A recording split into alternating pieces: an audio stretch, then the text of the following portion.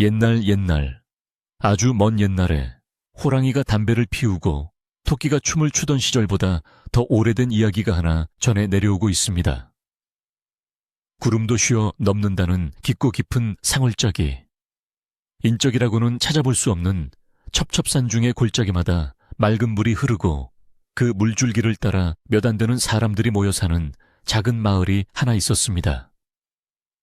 이 마을은 워낙 깊은 곳에 자리 잡고 있어서 바깥 세상의 소란스러운 소식들은 좀처럼 들려오지 않았고 오직 산새들이 지저귀는 소리와 바람이 나뭇가지를 흔드는 소리만이 마을의 정막을 채우곤 했습니다. 마을 사람들은 해가 뜨면 밭을 갈고 해가 지면 문을 걸어 잠그며 자연의 순리에 따라 욕심 없이 살아가는 순박한 이들이었습니다. 봄이면 진달래가 온 산을 붉게 물들이고 가을이면 황금빛 들판이 넉넉함을 주는 평화로운 곳이었지만 이 마을에는 아주 오래전부터 입에서 입으로만 전해지는 기이한 전설이 하나 있었습니다. 그 전설은 바로 용이 승천하지 못하고 이 산 어딘가에 잠들어 있다는 이야기였는데 마을 사람들은 비가 많이 오는 날 밤이면 산봉우리 너머에서 들려오는 우르릉거리는 소리가 잠든 용의 코골이 소리라고 믿곤 했습니다. 그러던 어느 해 유난히 눈이 많이 내리고 바람이 매섭게 불던 겨울날이었습니다. 마을 어귀에 낡은 초가집에 살던 한 부부에게서 아이가 태어날 조짐이 보이기 시작했습니다.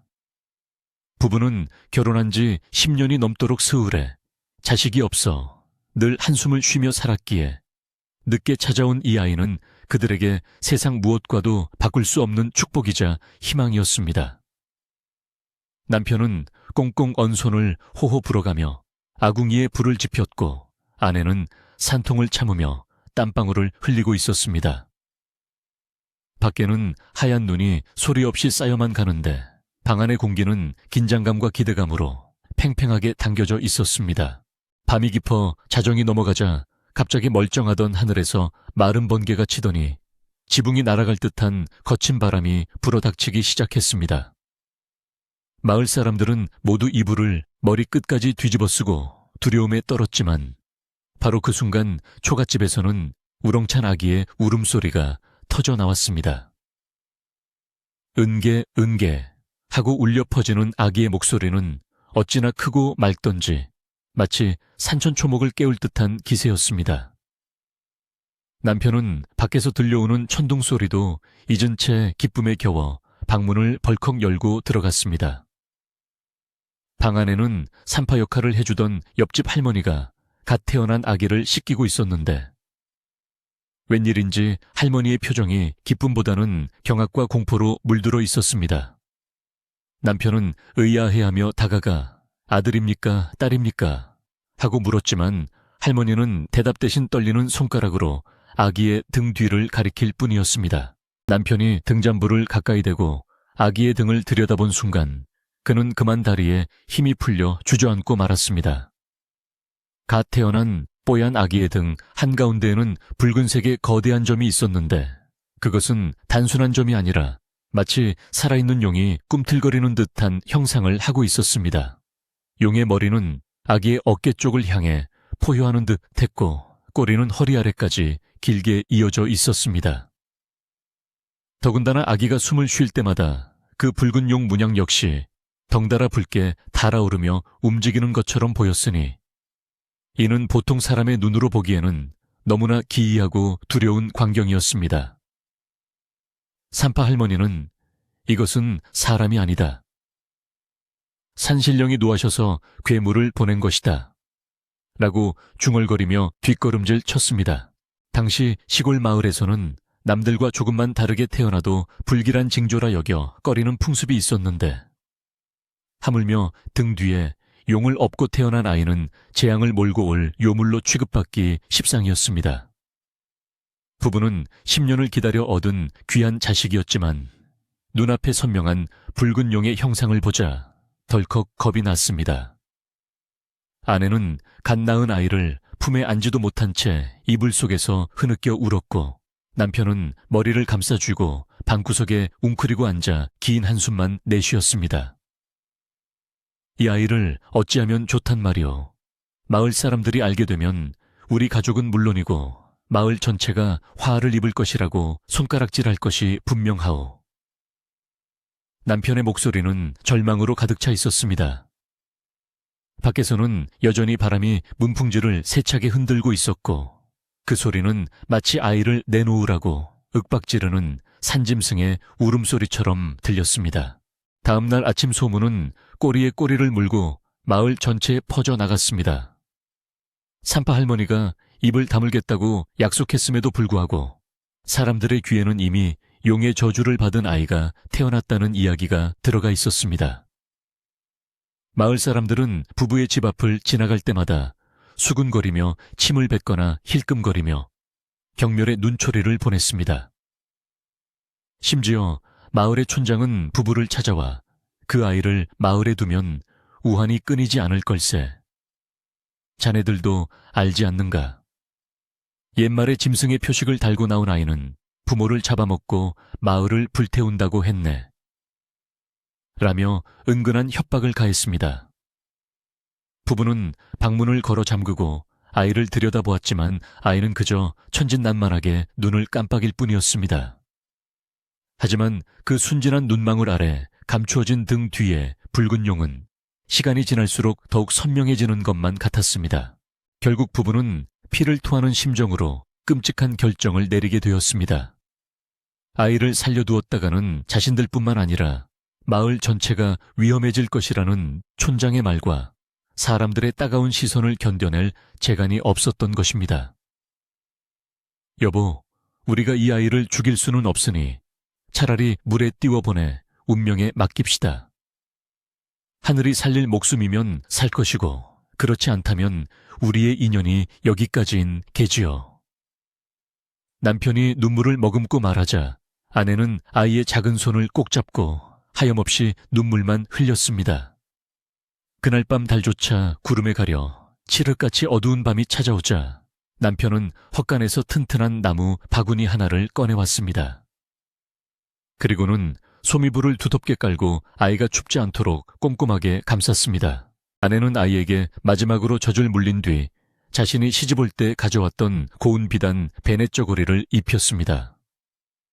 아가야, 부디 좋은 곳으로 가서 이 모진 부모를 원망하지 말고 잘 살거라. 다음 생에는 평범한 아이로 태어나 우리 품에 안기거라. 아내의 울음소리가 새어나가지 않도록 남편은 입술을 깨물며 아이를 바구니에 담았습니다. 바구니 뚜껑을 덮자 아이는 영문을 모른 채 그저 새근새근 잠이 들었고 부부는 도둑고양이처럼 살금살금 마을 어귀를 빠져나와 강가로 향했습니다. 마을 앞을 흐르는 강물은 산속 깊은 곳에서 시작되어 굽이굽이 흘러가는 큰 물줄기였는데 밤에 보니 검은 뱀처럼 굽이치며 흐르는 모습이 더욱 무시무시해 보였습니다. 강가에 도착한 남편은 떨리는 손으로 바구니를 물 위에 조심스럽게 내려놓았습니다. 차가운 강물이 손끝에 닿자 전신에 소름이 돋았지만 그는 멈출 수 없었습니다. 부디 물의 신이시여 이 어린 생명을 거두어 주소서. 남편은 나지막이 기도하며 바구니를 강물 한가운데로 밀어보냈습니다. 바구니는 물살을 타고 천천히 어둠 속으로 멀어져 갔습니다. 부부는 바구니가 보이지 않을 때까지 강가에 서서 하염없이 바라보았고 멀리서 늑대 울음소리가 들려오자 그제야 뒤도 돌아보지 않고 도망치듯 집으로 돌아왔습니다. 그렇게 등 뒤에 용을 품은 아이는 태어난 지 사흘 만에 차가운 강물 위에 버려져 알 수 없는 운명의 소용돌이 속으로 떠내려가게 되었습니다. 한편 아이를 태운 바구니는 거친 물살에 뒤집힐 듯 말듯 위태롭게 떠내려갔습니다. 하지만 신기하게도 바구니가 바위에 부딪힐 나치면 물결이 부드럽게 감싸 안아 피해가게 했고 사나운 물고기들이 다가오면 어디선가 나타난 수달들이 바구니 주변을 호위하듯 맴돌았습니다. 마치 자연 만물이 이 아이의 존재를 알고 보호하려는 듯했습니다. 밤새 강을 따라 흘러내려간 바구니는 새벽녘이 되어서야 물살이 잔잔해지는 하류에 닿을 수 있었습니다. 이곳은 사람의 발길이 닿지 않는 깊은 숲속이었고 강가에는 숯을 구워 생계를 유지하는 늙은 노인 한 명이 외따로 살고 있었습니다. 노인의 이름은 아무도 몰랐지만 숯을 굽는 가마가 항상 검은 연기를 뿜어낸다고 하여 사람들은 그를 검은 바위 영감이라 불렀습니다. 검은 바위 영감은 세상의 부귀영화와 인연을 끊고 수십 년째 산속에서 홀로 살아가고 있었습니다. 그는 젊은 시절 궁궐에서 학문을 닦던 선비였으나 간신들의 모함으로 벼슬을 잃고 가족마저 잃은 뒤 세상을 등지고 이곳으로 숨어든 것이었습니다. 그는 비록 겉모습은 숯검댕이 묻은 초라한 노인이었지만 눈빛만은 여전히 맑고 깊었으며 세상의 이치를 꿰뚫어보는 지혜를 가지고 있었습니다. 그날 새벽 영감은 여느 때처럼 숯가마의 불을 조절하기 위해 일찍 잠에서 깨어 강가로 물을 기르러 나왔습니다. 안개가 자욱하게 낀 강가는 몽환적인 분위기를 자아내고 있었는데 갈대숲 사이에서 무언가 이상한 물체가 걸려있는 것이 영감의 눈에 띄었습니다. 해에 저것이 무엇인고 멧돼지가 떠내려온 것인가? 아니면 누가 버린 살림살이인가? 영감은 지팡이를 짚고 조심스럽게 갈대숲으로 다가갔습니다. 가까이 다가가 보니 그것은 뚜껑이 덮인 나무 바구니였는데 안에서 미세하게 응응 하는 소리가 들려왔습니다. 영감은 깜짝 놀라 서둘러 바구니를 물에서 건져 올리고 뚜껑을 열었습니다. 그 안에는 놀랍게도 갓난아기가 파랗게 질린 얼굴로 누워 있었습니다. 아기는 추위와 배고픔에 지쳐 울 힘조차 없는 듯 가느다란 숨만 내쉬고 있었습니다. 영감은 황급히 자신이 입고 있던 두터운 속옷을 벗어 아기를 감싸 안고는 숯가마, 옆에 따뜻한 움막으로 데리고 들어갔습니다. 움막 안은 숯가마의 열기 덕분에 훈훈했습니다. 영감은 아기의 젖은 베네 저고리를 벗기고 마른 수건으로 몸을 닦아주기 시작했습니다. 그러다 아기를 엎드려 놓는 순간 영감의 눈이 휘둥그레졌습니다. 아기의 등 뒤에 선명하게 새겨진 붉은 용의 문양을 발견한 것입니다. 보통 사람이라면 기겁을 하고 놀랐겠지만 학식이 깊은 영감은 달랐습니다. 그는 떨리는 손으로 용의 문양을 어루만지며 탄식을 내뱉었습니다. 오, 이것은 전설로만 전해지던 철룡의 인장이 아니던가. 영감은 옛 서책에서 보았던 기록을 떠올렸습니다. 아주 먼 옛날 나라가 위기에 처하고 백성이 도탄에 빠질 때 하늘이 진정한 왕을 내려보내는데 그 증표로 등 뒤에 붉은 용을 새겨보낸다는 이야기였습니다. 영감은 이 아이가 괴물이 아니라 장차 세상을 구할 귀한 인재임을 단박에 알아보았습니다. 어리석은 세상 사람들이 이 귀한 옥석을 알아보지 못하고 돌멩이처럼 버렸구나.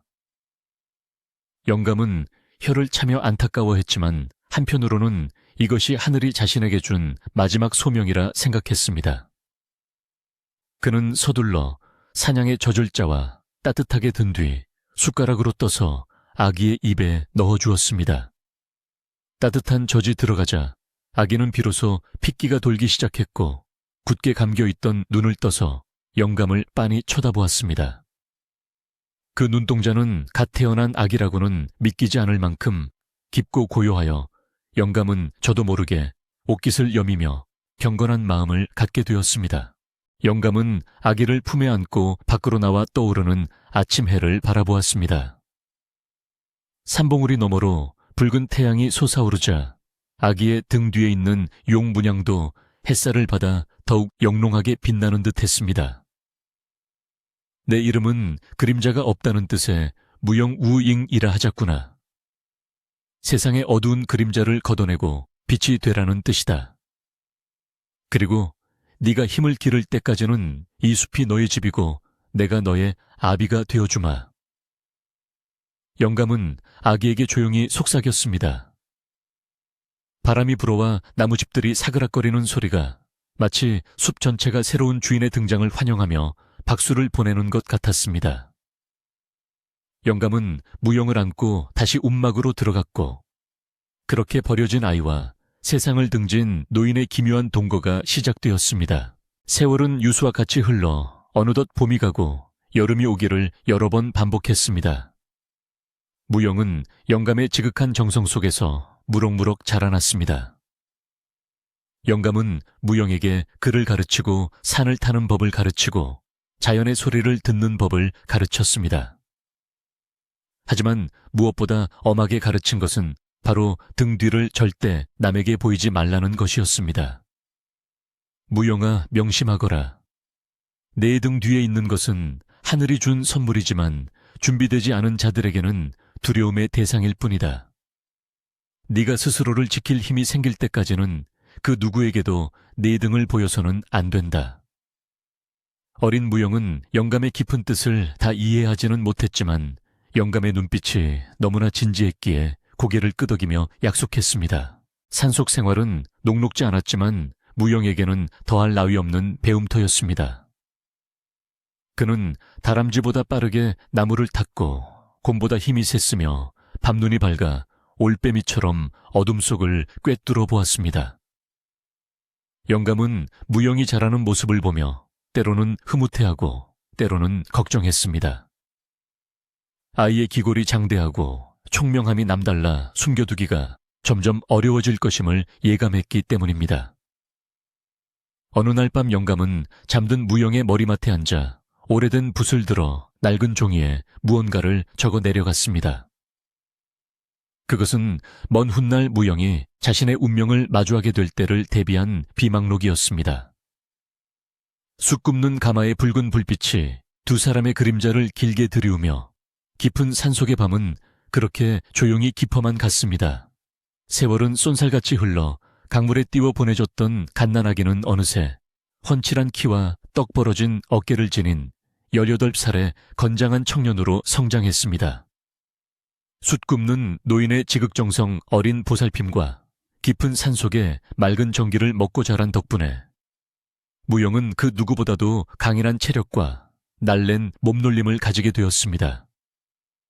그의 눈빛은 깊은 산속의 호수처럼 맑고 고요했지만 그 안에는 감히 범접할 수 없는 위험이 서려 있었습니다. 무영이 산을 탈 때면 마치 바람이 스쳐 지나가는 것처럼 소리가 나지 않았고 아름드리나무를 도끼질 한 번에 넘어뜨릴 만큼 힘이 장사였습니다. 하지만 무영은 자신의 힘을 함부로 과시하지 않았으며 항상 겸손한 자세로 노인을 공경하고 산짐승들을 벗삼아 조용히 지냈습니다. 노인은 무영이 장성할수록 그의 등 뒤에 새겨진 용의 문양이 더욱 붉고 선명해지는 것을 보며 언젠가는 이 아이가 세상 밖으로 나갈 운명임을 직감하고 있었습니다. 어느 해 여름 평화롭던 산골 마을에 큰 재앙이 닥쳐왔습니다. 하늘의 구멍이라도 난 듯 비가 쏟아지던 예년과 달리 그 해에는 봄부터 비 한 방울 내리지 않는 극심한 가뭄이 시작된 것입니다. 따가운 햇볕은 매일같이 대지를 달구었고 마을 앞을 흐르던 강물은 바닥을 드러내며 거북이 등껍질처럼 쩍쩍 갈라지기 시작했습니다.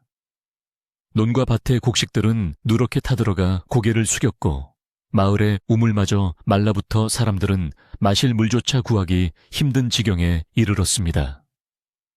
마을 곳곳에서는 배고픔에 지친 아이들의 울음소리와 노인들의 탄식소리가 끊이지 않았습니다. 사람들은 기우제를 지내며 하늘에 빌었지만 야속한 하늘은 구름 한 점 없는 맑은 날씨만 계속 보여줄 뿐이었습니다. 마을의 인심도 점점 흉흉해져 이웃끼리 물 한 바가지를 놓고 다투는 일이 벌어지기도 했습니다.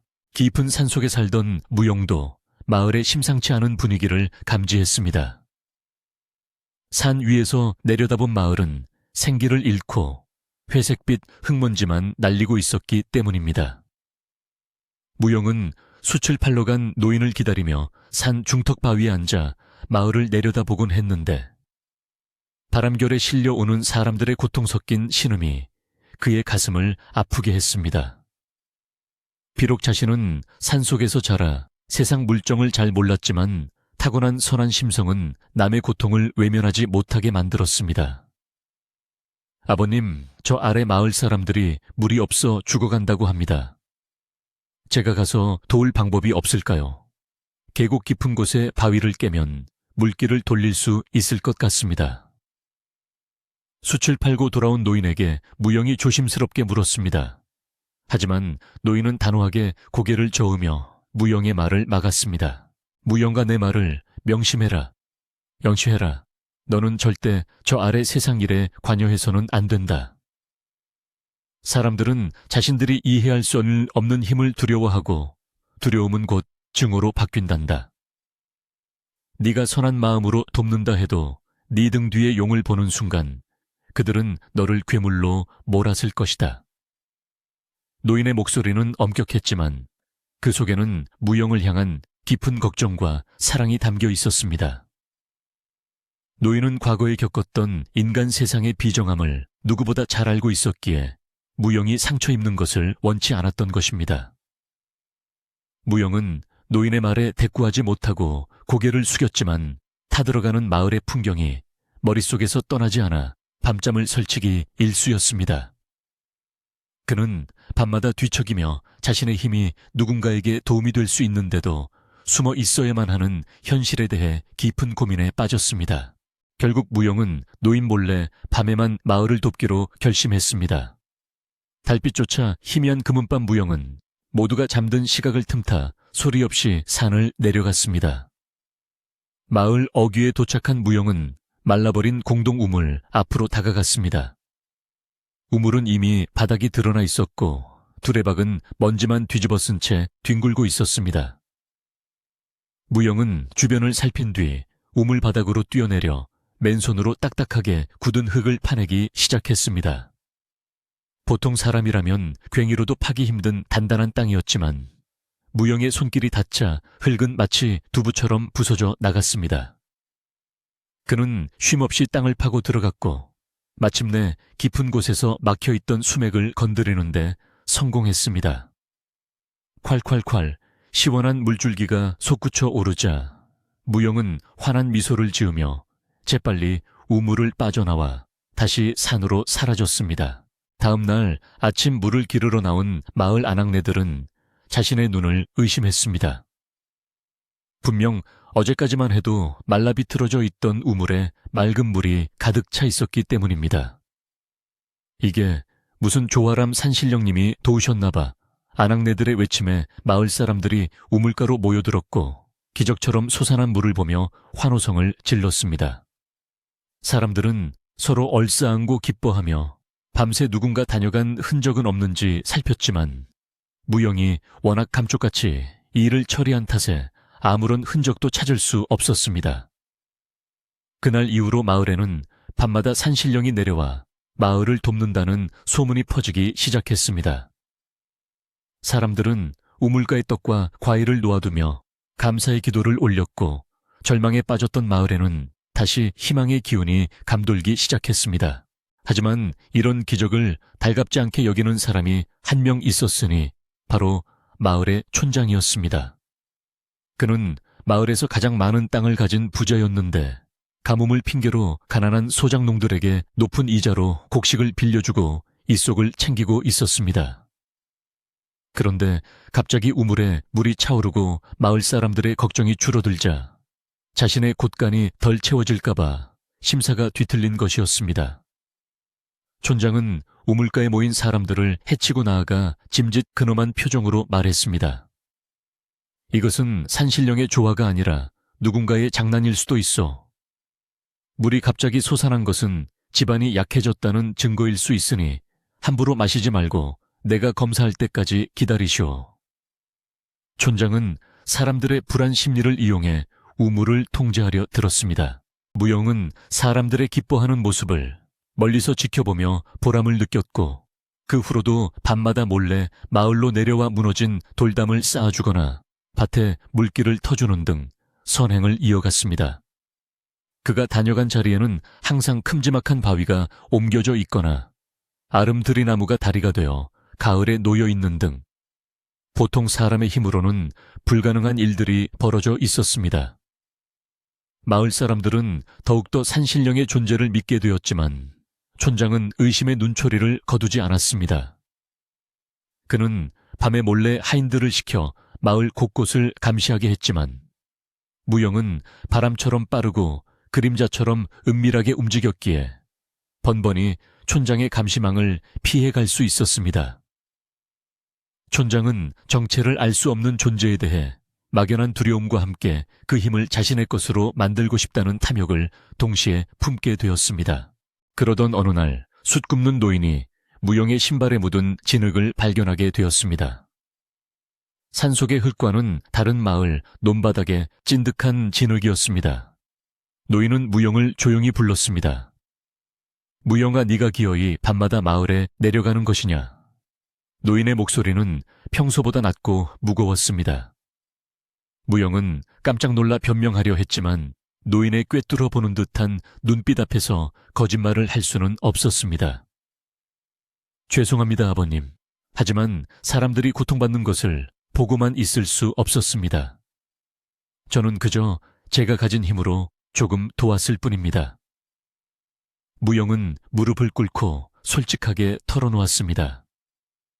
노인은 깊은 한숨을 내쉬며 무영의 어깨를 잡았습니다. 그의 손은 가늘게 떨리고 있었습니다. 내 마음이 갸륵한 것은 안다.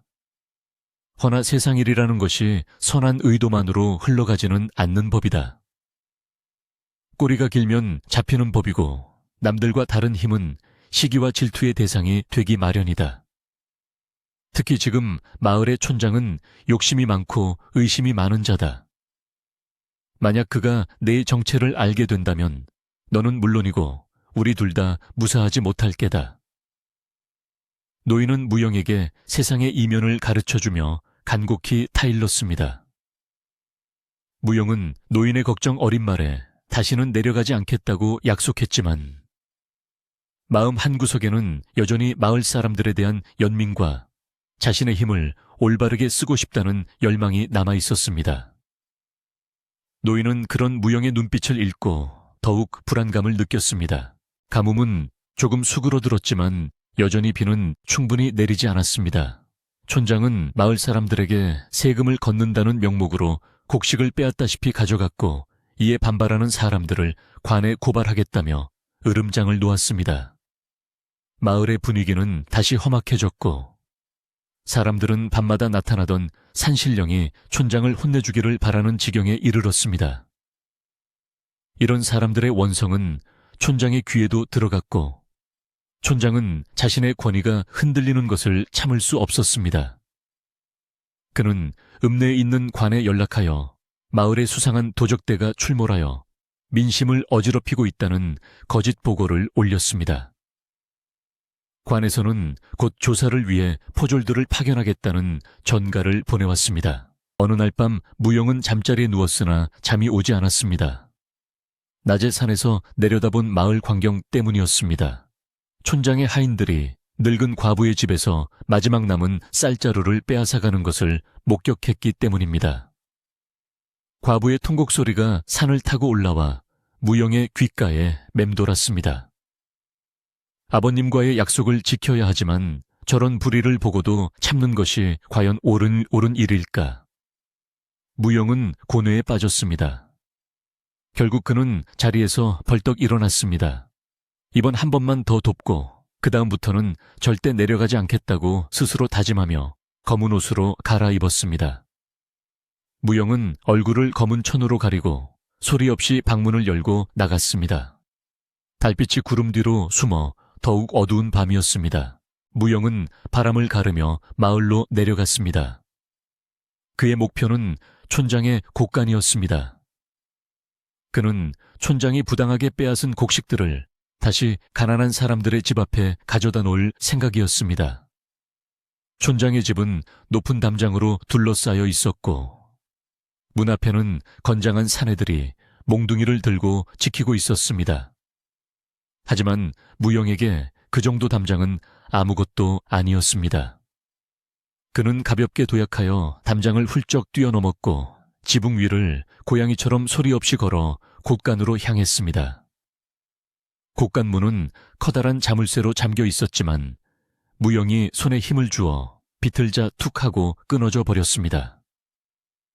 무영은 쌀가마니를 한 번에 2-3개씩 어깨에 메고 날르기 시작했습니다. 그때였습니다. 거기 누구냐 하는 고함과 함께 횃불이 환하게 밝혀졌습니다. 촌장이 파놓은 함정이었습니다. 촌장은 곡식을 훔치러 오는 자가 있을 것이라 예상하고 곳간 주변에 하인들을 매복시켜 놓았던 것입니다. 수십 명의 하인들이 몽둥이와 낫을 들고 무용을 포위했습니다. 촌장이 뒤에서 거드름을 피우며 걸어 나왔습니다. 드디어 잡았구나, 쥐새끼 같은 놈. 내 놈이 바로 마을을 현혹하던 산신령 행세를 하던 놈이냐. 촌장은 비열한 웃음을 흘리며 무용을 노려보았습니다. 무용은 쌀가마니를 내려놓고 주먹을 불끈 쥐었습니다. 도망치려면 얼마든지 도망칠 수 있었지만 그랬다가는 촌장이 애꿎은 마을 사람들을 더욱 괴롭힐 것이 뻔했습니다. 나는 도적이 아니다. 내 놈이 힘없는 사람들에게서 뺏은 것을 돌려주려 했을 뿐이다. 무용의 목소리는 굵고 힘이 있었습니다. 촌장은 콧방귀를 뀌며 손짓했습니다. 저놈을 잡아라. 반항하면 다리를 부러뜨려도 좋다. 하인들이 일제히 달려들었습니다. 무용은 그들을 상처 입히지 않으려 힘을 조절하며 방어했습니다. 몽둥이가 날아오면 가볍게 피하고 달려드는 사람을 부드럽게 밀쳐내거나 다리를 걸어 넘어뜨렸습니다. 하지만 쪽수가 너무 많았습니다. 혼란스러운 싸움 속에서 무용의 옷자락이 찢어지고 말았습니다. 그리고 찢어진 옷 사이로 등 뒤에 붉은 용 문양의 일부가 횃불 아래 드러나게 되었습니다. 하인 중 한 명이 소리쳤습니다. 저게 뭐야? 등 뒤에 붉은 뱀 같은 게 있어. 싸움이 잠시 멈추고 모두의 시선이 무용의 등 뒤로 쏠렸습니다. 촌장은 눈을 가늘게 뜨고 횃불을 가까이 들이댔습니다. 꿈틀거리는 듯한 붉은 용의 형상을 본 촌장은 등골이 오싹해졌지만 곧이어 사악한 미소를 지었습니다. 이것이야말로 이 청년을 요물로 몰아 제거할 수 있는 완벽한 구실이었기 때문입니다. 저것 봐라, 사람의 몸에 짐승의 문신이 있다. 저놈은 사람이 아니라 둔갑한 여우거나 강물에 사는 이무기 새끼가 분명하다. 촌장의 외침에 하인들은 공포에 질려 뒷걸음질 쳤지만 촌장은 오히려 목소리를 높였습니다. 개욕내지 마라. 요물은 불을 무서워한다. 횃불을 던져라. 그리고 그물을 가져와라. 촌장의 명령에 하인들은 다시 용기를 내어 그물을 던지고 횃불로 위협하기 시작했습니다.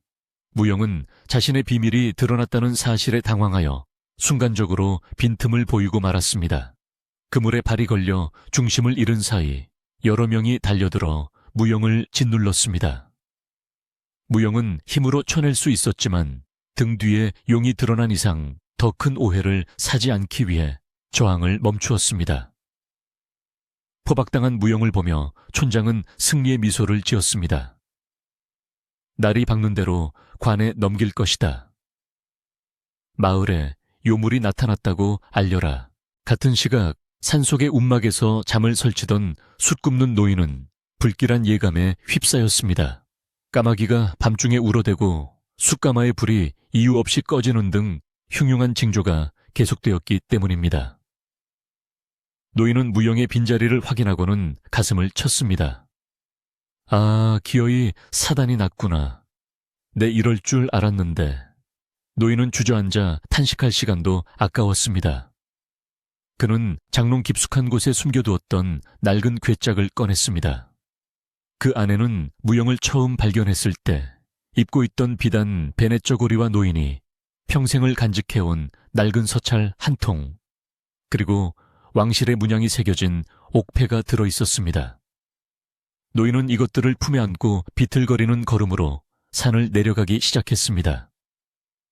그의 눈에는 비장한 결의가 서려 있었습니다. 날이 밝아오자 마을 광장은 전례 없는 소란으로 들끓기 시작했습니다. 밤사이 잡힌 괴물을 구경하기 위해 남녀노소 할 것 없이 모든 마을 사람들이 모여들었기 때문입니다. 광장 한가운데 있는 수백 년 된 느티나무 아래 무용은 굵은 밧줄로 꽁꽁 묶인 채 무릎 꿇려 있었습니다.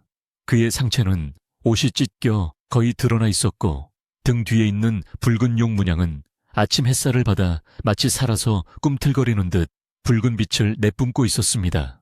사람들은 그 기이한 광경에 입을 다물지 못하고 웅성거렸습니다. 저것 좀 봐. 정말 용이야. 사람 등 뒤에 저런 것이 있다니. 분명 사람이 아니야. 누군가 두려움에 찬 목소리로 속삭이자 옆에 있던 사람들도 동조하며 고개를 끄덕였습니다. 어제까지만 해도 산신령이라 부르며 칭송하던 이들이 눈앞에 드러난 낯선 모습에는 본능적인 공포를 느끼고 있었던 것입니다. 촌장은 사람들 앞에 나서서 목소리를 높였습니다. 그는 자신의 탐욕을 감추기 위해 무영을 철저히 악한 존재로 만들어야 했습니다. 여러분 보십시오. 이놈이 바로 우리 마을에 가뭄을 몰고 온 요물입니다. 밤마다 몰래 내려와 우물을 건드리고 땅을 파헤친 것이 다 저 흉측한 등 뒤에 뱀 귀신에게 재물을 바치기 위한 수작이었던 것입니다. 촌장의 말은 터무니없는 거짓이었지만 불안에 떨던 마을 사람들에게는 그럴싸하게 들렸습니다. 촌장은 계속해서 말을 이었습니다. 저놈이 우리 곡식을 훔쳐가려던 것을 내가 잡았습니다. 만약 잡지 못했다면 저 요물이 우리 마을을 쑥대밭으로 만들었을 것입니다. 사람들의 눈빛은 점차 호기심에서 적대감으로 변해가고 있었습니다. 무영은 억울했지만 입을 굳게 다물고 변명하지 않았습니다. 지금 말을 해봤자 아무도 들어주지 않을 것임을 알았고 오히려 자신을 키워준 노인에게까지 화가 미칠까 두려웠기 때문입니다. 그때 멀리서 요란한 징소리와 함께 흙먼지를 일으키며 한 무리의 행렬이 다가왔습니다. 촌장이 급히 전가를 보내 불렀던 관아의 사또가 도착한 것이었습니다.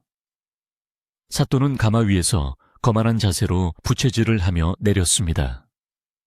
그는 탐욕스럽게 생긴 눈과 기름진 얼굴을 하고 있었으며 백성들의 고통 따위에는 전혀 관심이 없는 위인이었습니다. 촌장은 굽신거리며 사또 앞으로 달려나가 머리를 조아렸습니다.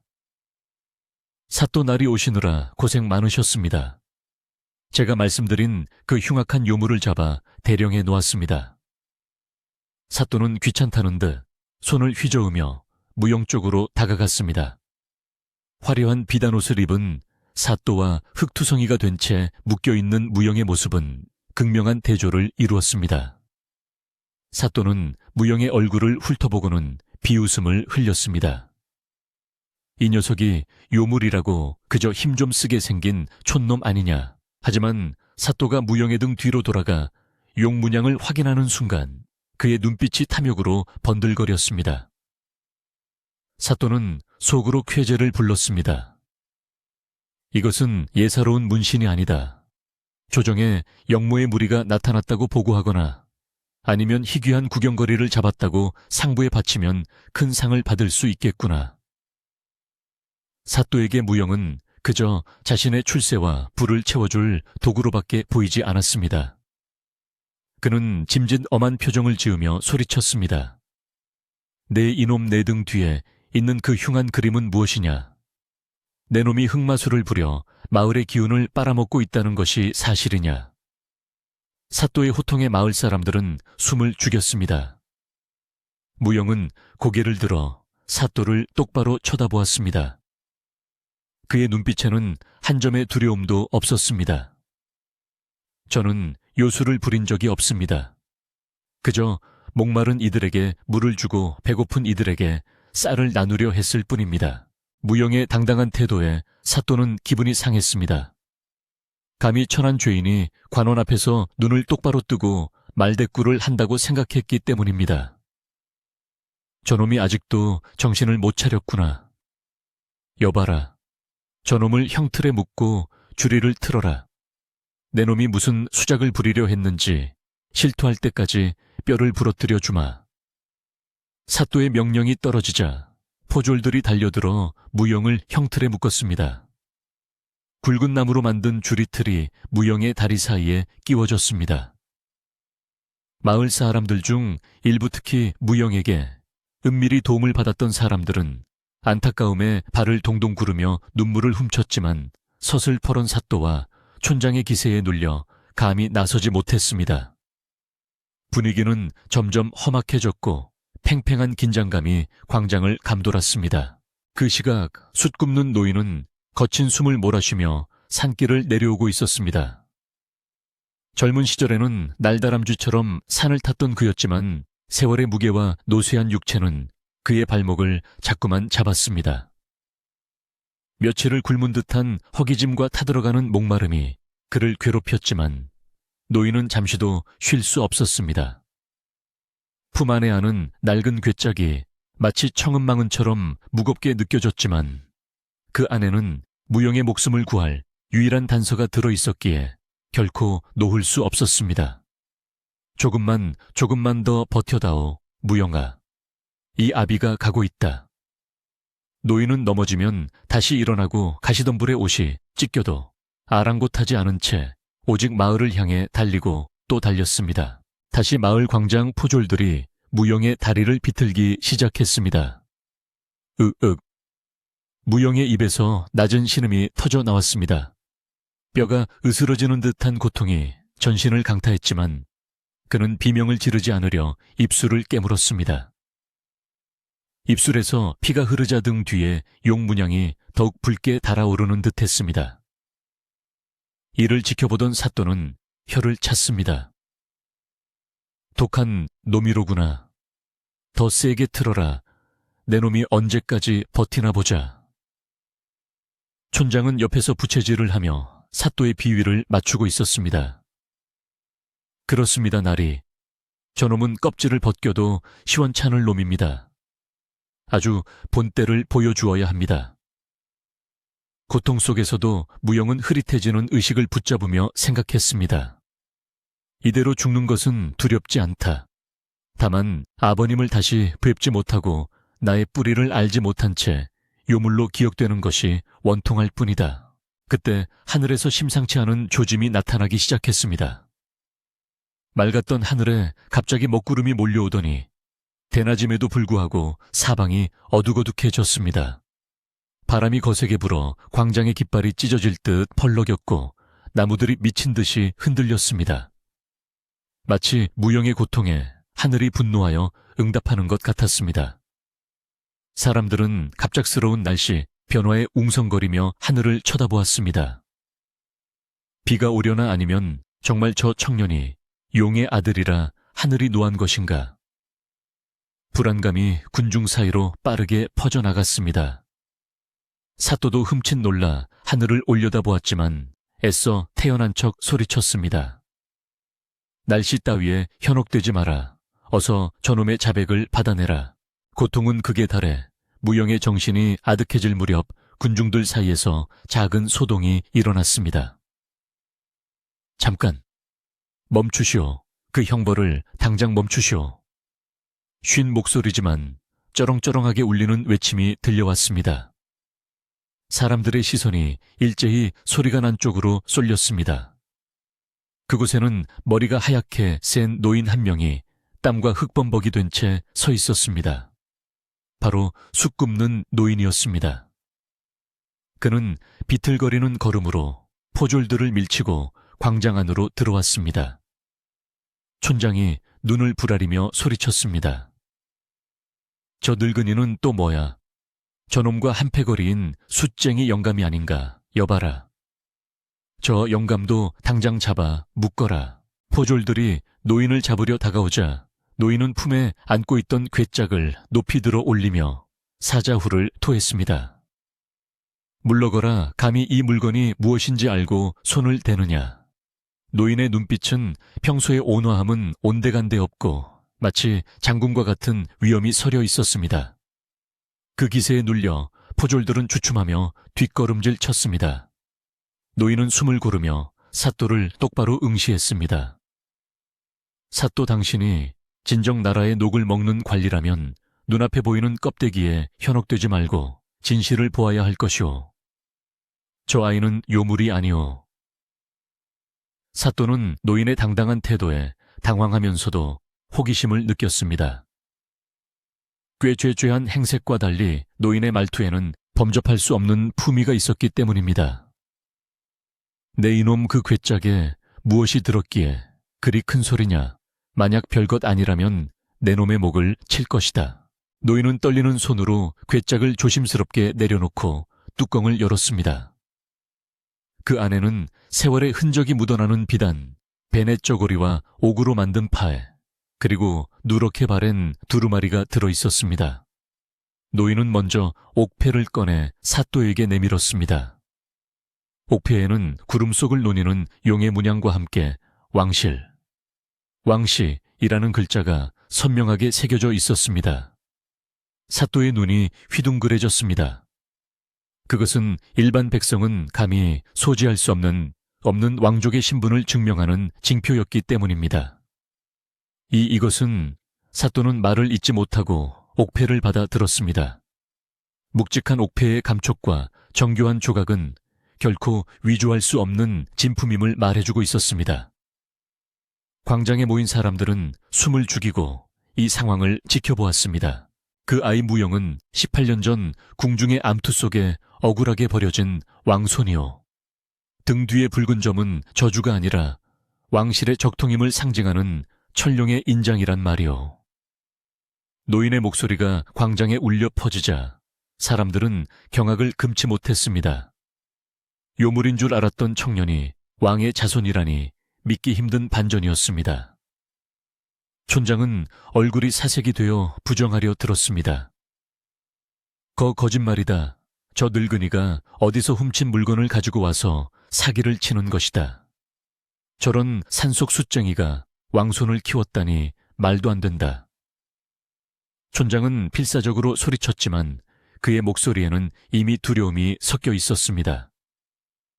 사또 역시 혼란스러워하며 노인과 무영을 번갈아 쳐다보았습니다. 노인은 개의치 않고 두루마리를 펼쳤습니다. 그것은 당시 승정원 일기로 추정되는 문서의 필사본과 아이를 부탁한다는 산파의 혈서였습니다. 노인은 비장한 목소리로 문서를 읽어 내려갔습니다. 하늘이 내린 아이를 사람이 버리려 하니 훗날 이 아이가 돌아와 세상을 바로잡을 것이다. 노인의 낭독이 이어지는 동안 하늘에서는 천둥이 치고 번개가 번쩍였습니다. 무영은 고통 속에서도 노인의 말을 들으며 자신의 출생의 비밀을 처음으로 알게 되었습니다. 자신이 버림받은 존재가 아니라 지켜줘야 했던 존재였다는 사실에 뜨거운 눈물이 뺨을 타고 흘러내렸습니다. 그의 눈물과 함께 등 뒤의 용문양은 더욱 강렬한 빛을 뿜어내며 묶여있던 밧줄을 태울 듯이 뜨거워졌습니다. 사또는 식은땀을 흘리며 손을 떨었습니다. 만약 노인의 말이 사실이라면 자신은 왕손을 형틀에 묶고 고문한 대역죄인이 되는 것이었습니다. 하지만 지금 와서 멈추기에는 너무 늦었다고 생각한 사또는 악수를 두기로 결심했습니다. 어차피 18년이나 지난 일이다. 증거를 없애고 입을 막으면 그만이다. 탐욕에 눈이 먼 사또는 증거를 인멸하고 두 사람을 모두 죽이려는 무서운 생각을 품었습니다. 그는 표정을 일그러뜨리며 소리쳤습니다. 새빨간 거짓말이다. 저 문서는 조작된 것이며 옥패 역시 훔친 것이 분명하다. 저 늙은이와 요물을 당장 참수하여 민심을 수습하라. 사또의 고함에 포졸들이 칼을 뽑아들고 다가왔습니다. 절체절명의 순간 무영의 내면에서 깊은 분노와 슬픔이 폭발했습니다. 그것은 단순히 자신을 향한 분노가 아니라 탐욕스러운 자들에 의해 고통받는 마을 사람들과 평생을 숨어 지내야 했던 자신의 운명, 그리고 목숨을 걸고 자신을 지키려는 노인에 대한 감정이 뒤섞인 것이었습니다. 그만. 무영이 고개를 들어 하늘을 향해 포효했습니다. 그 소리는 사람의 목소리를 넘어선 마치 짐승의 울음소리처럼 웅장하고 거대했습니다. 그 순간 하늘을 뒤덮고 있던 먹구름이 소용돌이치며 굵은 빗줄기가 쏟아지기 시작했습니다. 수개월 동안 내리지 않았던 비가 억수같이 퍼붓기 시작한 것입니다. 빗물은 무영의 몸을 적시고 붉게 달아오른 등 뒤에 용문양 위로 흘러내려 마치 용이 승천하는 듯한 김을 피워 올렸습니다. 포졸들은 갑작스러운 폭우와 무영에게서 뿜어져 나오는 기이한 기운에 압도되어 칼을 떨어뜨리고 뒷걸음질 쳤습니다. 사또와 촌장은 공포에 질려 주저앉고 말았습니다. 빗줄기는 점점 거세져 눈을 뜰 수 없을 정도가 되었고 무영을 묶고 있던 밧줄은 빗물에 젖어 느슨해지더니 무영이 힘을 주자 툭 하고 끊어져 버렸습니다. 자유가 된 무영은 천천히 일어섰습니다. 그의 등 뒤에서는 빗물과 함께 붉은 광채가 뿜어져 나오고 있었고 그 모습은 영락없이 전설 속의 용신이 강림한 것과 같았습니다. 마을 사람들은 빗속에서도 그 자리를 떠나지 못하고 두려움과 경외심이 뒤섞인 눈으로 그 광경을 바라보며 무릎을 꿇기 시작했습니다. 진실은 이제 막 거대한 폭풍과 함께 드러나려 하고 있었습니다. 억수같이 쏟아지는 빗줄기는 멈출 기색 없이 메마른 대지를 적셨고 광장의 흙먼지는 순식간에 진흙으로 변해갔습니다.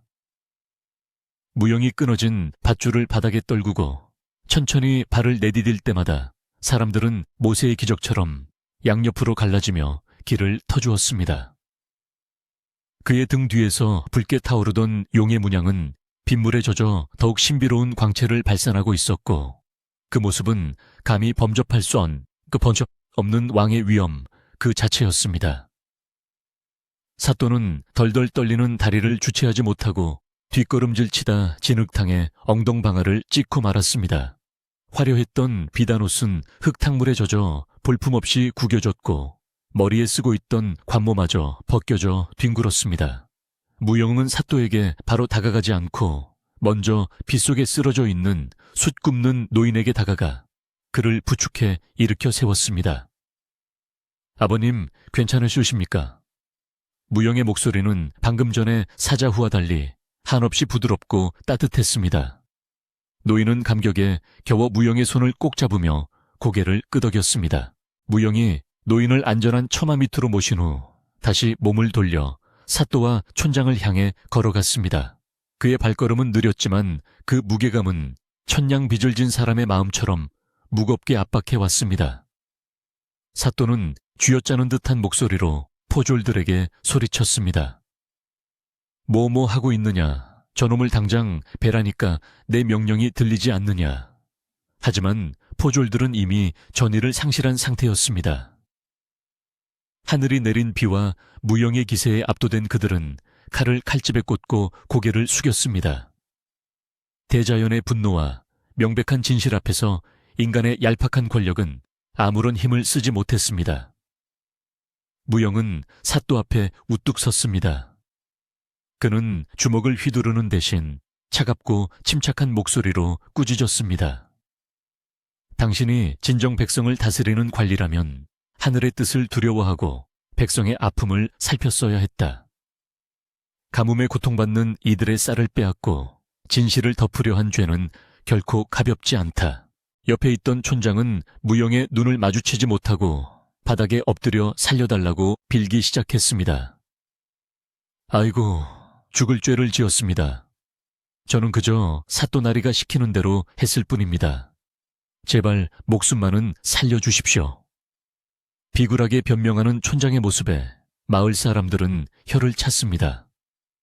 그동안 촌장의 서슬에 눌려 숨죽여 살았던 마을 사람들의 분노가 빗물과 함께 터져 나왔습니다. 누군가 저런 탐관오리들은 우리 마을에서 쫓아내야 한다 라고 소리치자 여기저기서 동조하는 함성이 터져 나왔습니다. 맞다. 우리 쌀을 돌려내라. 가뭄에도 제 배만 불린 도둑놈들. 사람들은 진흙을 집어 사또와 촌장에게 던지기 시작했습니다.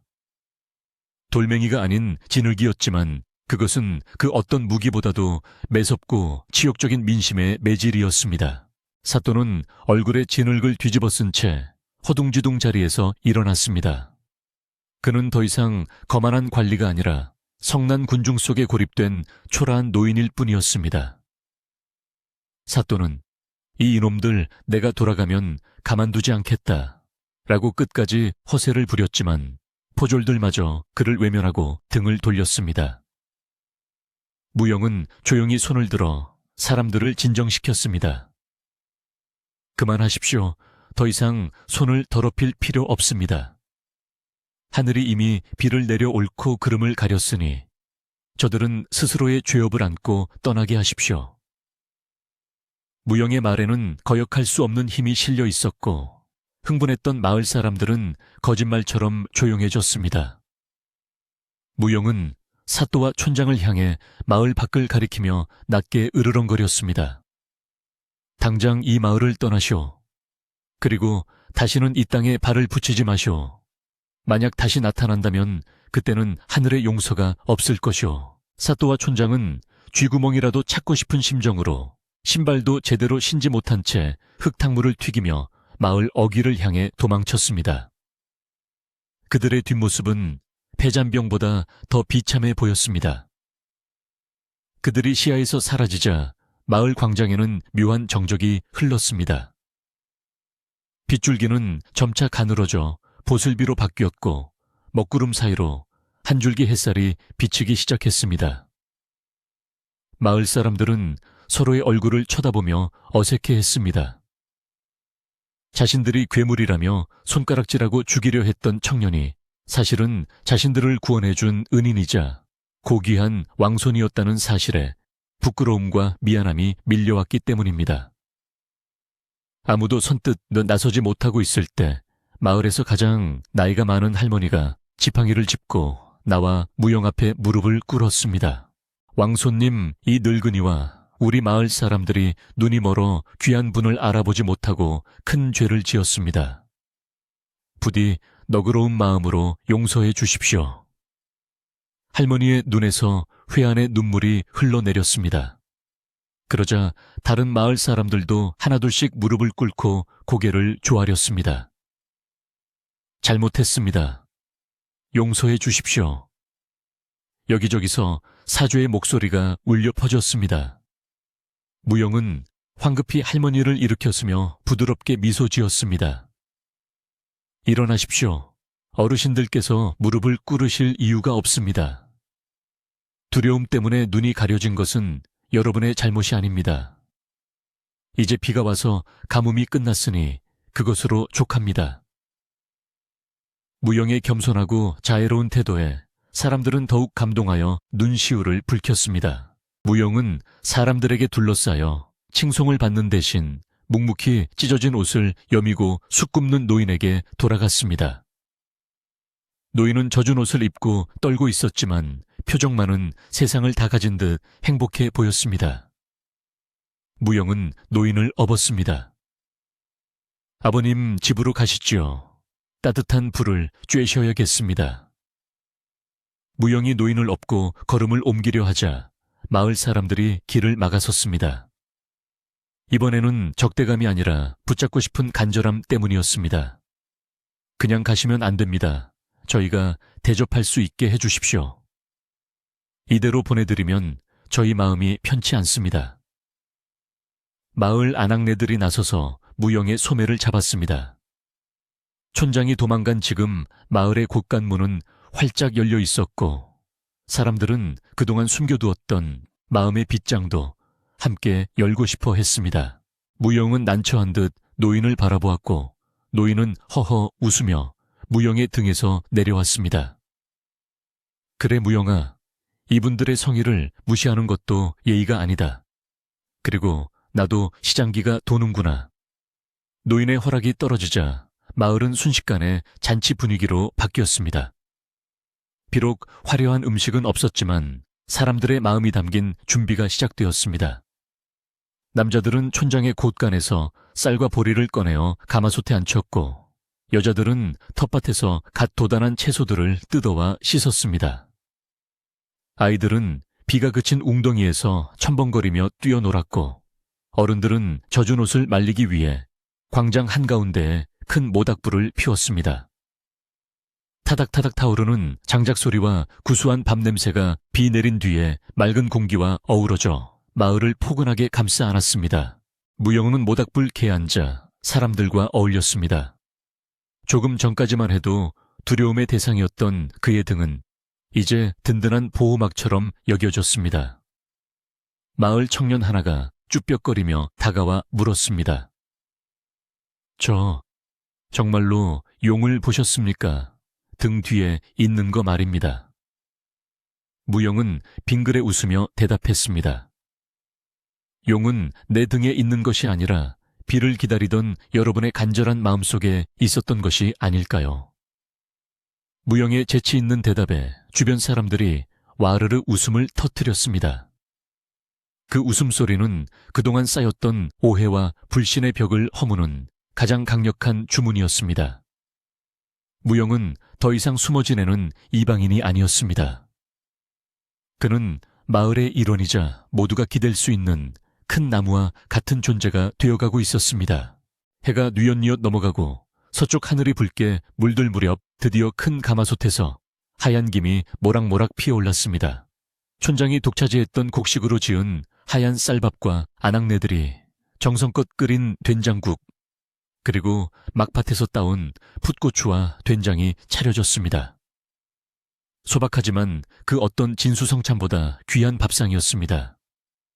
마을 사람들은 멍석을 깔고 둘러 앉았습니다. 무용과 숯 굽는 노인은 가장 상석에 모셔졌습니다. 자, 듭시다.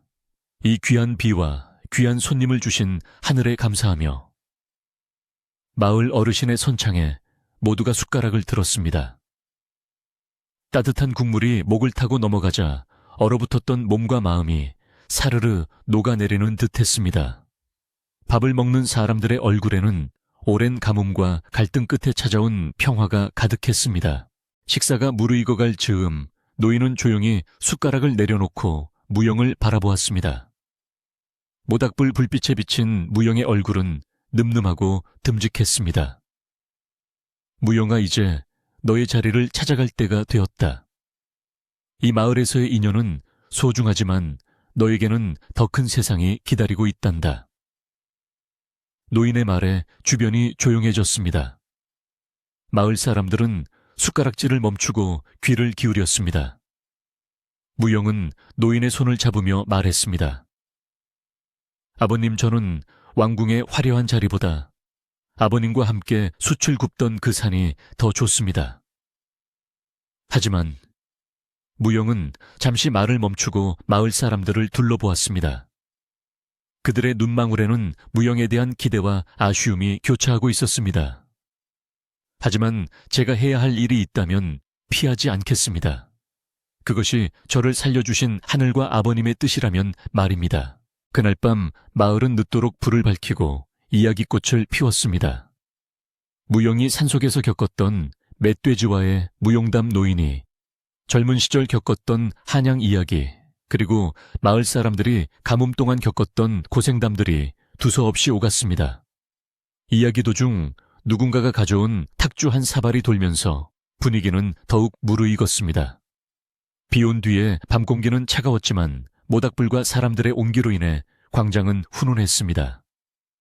무영은 태어나서 처음으로 가족이라는 울타리가 주는 따뜻함을 느꼈습니다.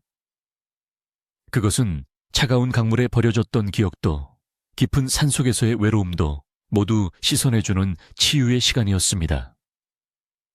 밤이 깊어가고 별들이 하나둘씩 구름 사이로 얼굴을 내밀 때까지 그들의 웃음소리는 끊이지 않았습니다.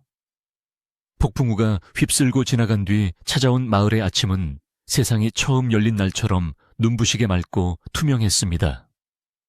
지난밤 그토록 세차게 퍼붓던 비는 새벽녘이 되어서야 그쳤고 먼지를 뒤집어 쓰고 시들어가던 나무와 풀들은 언제 그랬냐는 듯 초록빛 생기를 머금고 반짝이고 있었습니다.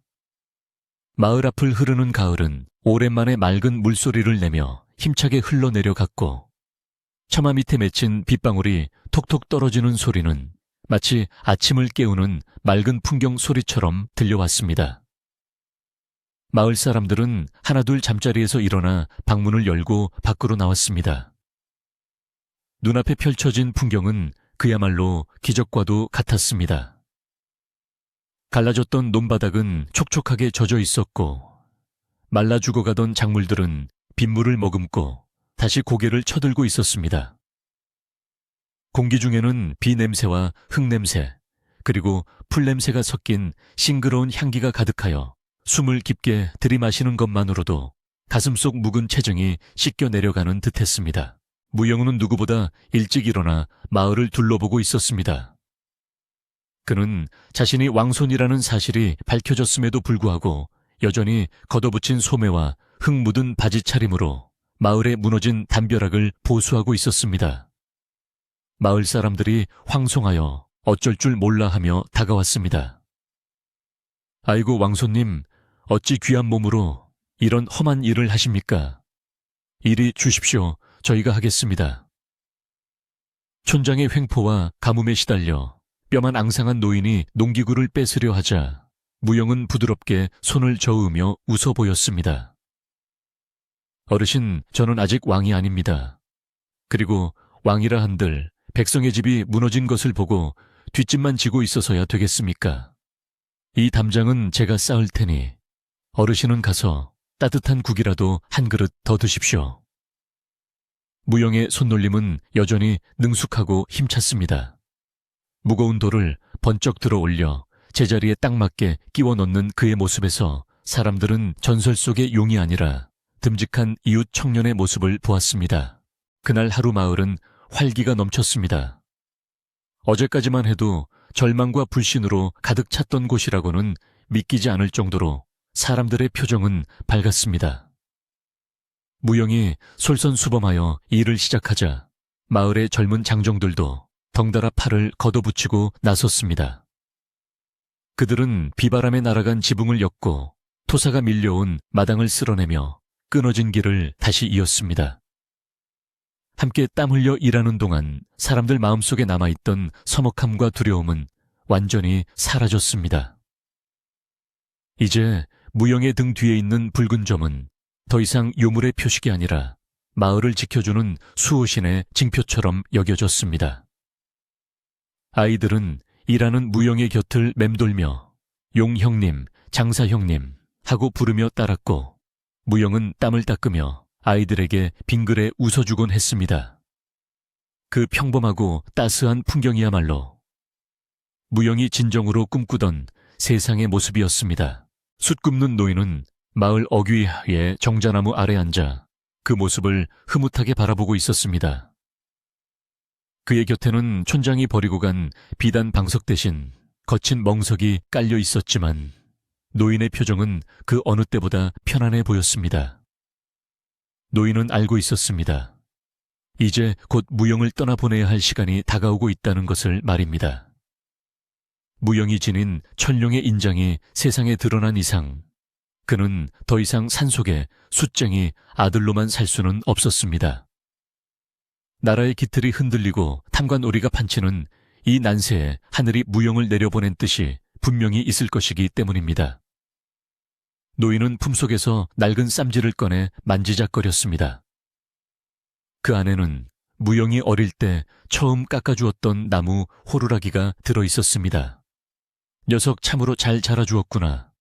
대견하고 또 대견하다. 노인은 혼잣말을 중얼거리고는 눈가를 훔쳤습니다. 해질 역이 되자 마을의 복구 작업은 어느 정도 마무리되었습니다. 사람들은 땀에 젖은 몸을 가을물에 씻고 다시 광장에 모여 앉았습니다. 어제의 잔치가 축하의 의미였다면 오늘의 저녁은 석별의 정을 나누는 자리였습니다. 마을 안악들은 집집마다 가장 아끼던 씨암탉을 잡고 귀하게 보관하던 꿀단지를 꺼내와 풍성한 상을 차렸습니다. 무영의 앞에는 갓 지은 하얀 쌀밥과 맑은 소고기 무국이 놓였습니다. 무영은 숟가락을 들기 전에 마을 사람들을 향해 정중하게 고개를 숙였습니다. 여러분 덕분에 제가 누구인지 그리고 제가 무엇을 해야 하는지 깨닫게 되었습니다. 비록 몸은 떠나지만 제 마음은 항상 이 마을의 우물가에 그리고 여러분의 따뜻한 밥상머리에 머물 것입니다. 무영의 진심 어린 말에 곳곳에서 훌쩍이는 소리가 들려왔습니다. 식사가 끝난 뒤 무영은 숯 굽는 노인과 단둘이 밤길을 걸었습니다. 달빛이 은은하게 비추는 오솔길을 걸으며 두 사람은 한동안 말이 없었습니다. 정막을 깬 것은 노인이었습니다. 무영아, 궁으로 가거라. 가서 썩어빠진 조정을 바로잡고 힘없는 백성들의 눈물을 닦아주거라. 네가 이 마을에서 보여준 그 마음 그대로라면 너는 성군이 될 것이다. 노인의 목소리는 떨리지만 단호했습니다. 무영은 걸음을 멈추고 노인의 앞에 무릎을 꿇었습니다. 아버님, 함께 가시죠. 제가 모시겠습니다. 이제 고생은 그만하시고 편안히 여생을 보내셔야 합니다. 무영이 간곡히 청했지만 노인은 고개를 가로저으며 무영의 손을 잡았습니다. 아니다.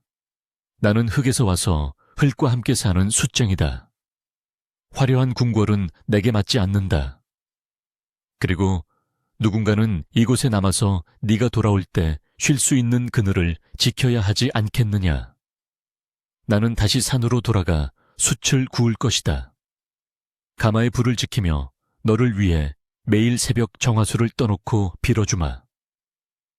노인의 고집을 꺾을 수 없음을 안무영은 노인의 거친 손등 위에 얼굴을 묻고 오열했습니다. 친부모에게 버림받은 자신을 거두어 생명보다 귀하게 키워준 분. 왕손이라는 신분보다 더 귀한 사람의 도리를 가르쳐준 진정한 아버지였습니다.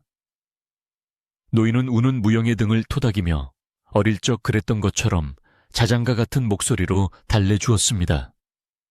울지 마라.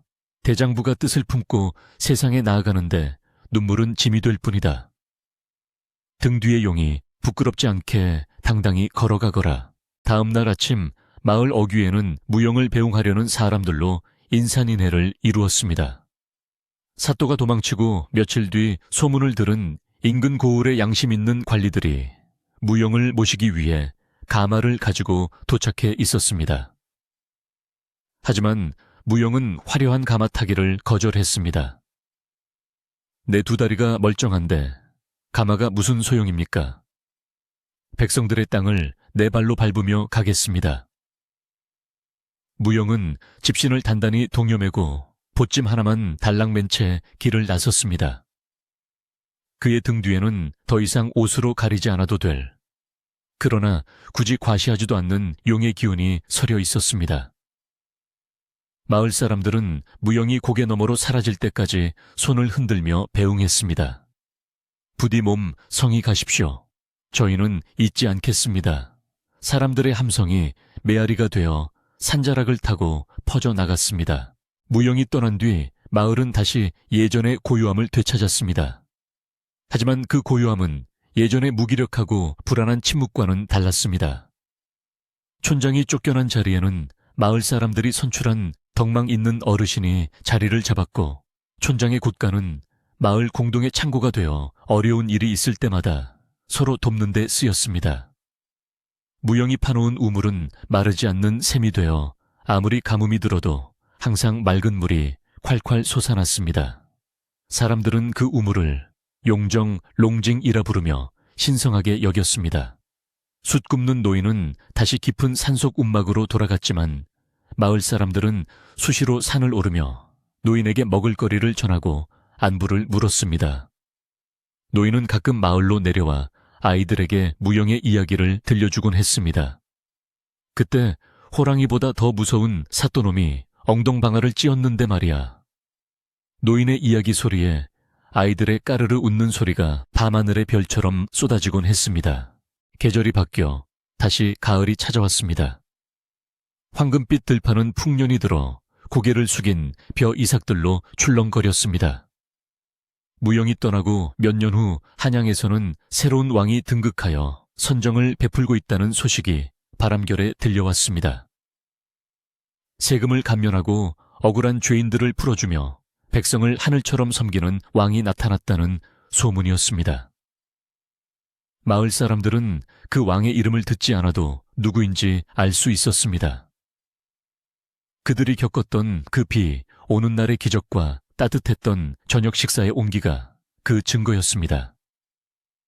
사람들은 밤하늘의 북극성을 바라보며 멀리 있는 무영의 안녕을 빌었습니다. 부디 그곳에서도 여기에서처럼 따뜻하고 강건하시기를. 그들의 기도는 바람을 타고 천리밖 도성까지 전해지는 듯했습니다.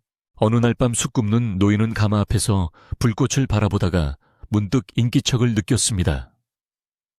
뒤를 돌아보니 어느새 훌쩍 커버린 그러나 여전히 선한 눈매를 가진 청년이 골룡포가 아닌 허름한 선비 복장을 하고 서 있었습니다.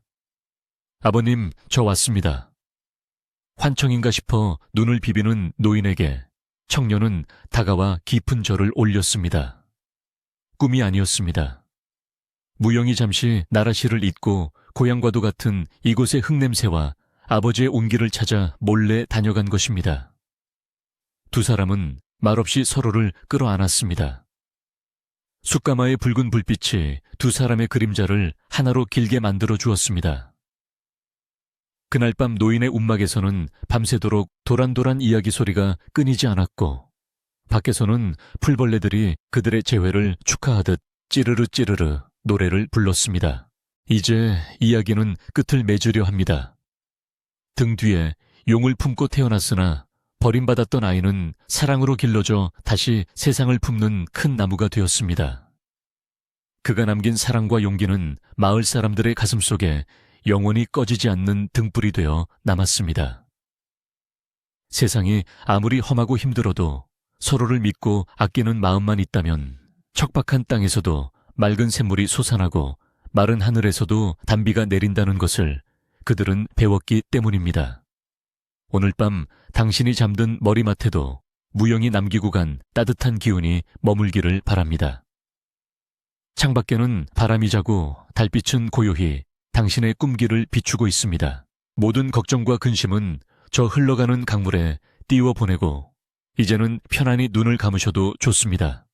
예시야기 속의 주인공들이 당신의 꿈속에서 행복하게 웃고 있을 테니까요. 깊고 푸른 밤, 평화로운 마을의 굴뚝에서 피어오르는 저녁 연기처럼 포근하고 아늑한 잠이 당신을 찾아올 것입니다. 잘 자요. 그리고 좋은 꿈 꾸세요.